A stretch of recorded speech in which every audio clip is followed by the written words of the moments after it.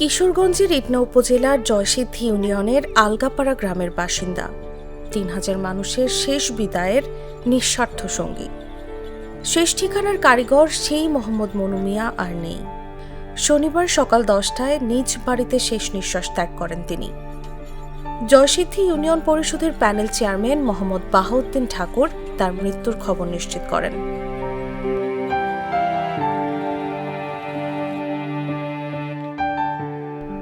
মনু মিয়ার মৃত্যুতে এলাকায় শোকের ছায়া নেমে এসেছে। জীবনের প্রায় অর্ধশত বছর তিনি ব্যয় করেছেন কবর খননের মহান কাজে, বিনিময়ে কখনো কিছু চাননি। আশপাশের গ্রাম ও জেলা জুড়েও তিনি পরিচিত ছিলেন শেষ ঠিকানার কারিগর নামে।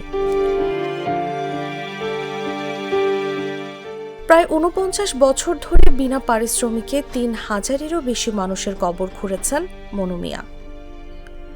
একটি ঘোড়ার পিঠে চড়ে তিনি ছুটে যেতেন মৃতের বাড়িতে।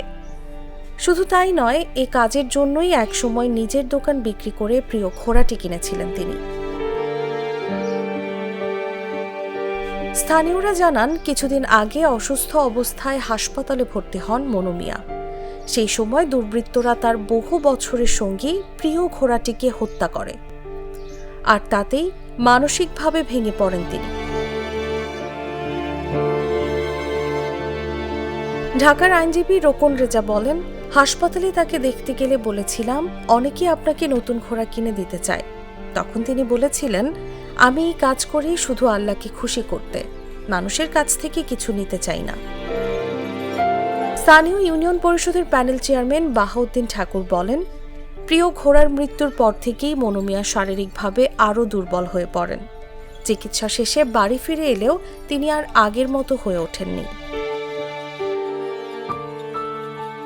স্থানীয়রা জানান, মনু মিয়া শুধু একজন কবর খননকারী নন, তিনি ছিলেন মানবিকতার প্রতীক।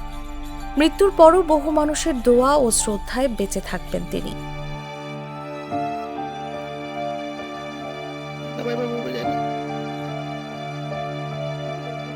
নিউজ ডেস্ক, জাগো নিউজ।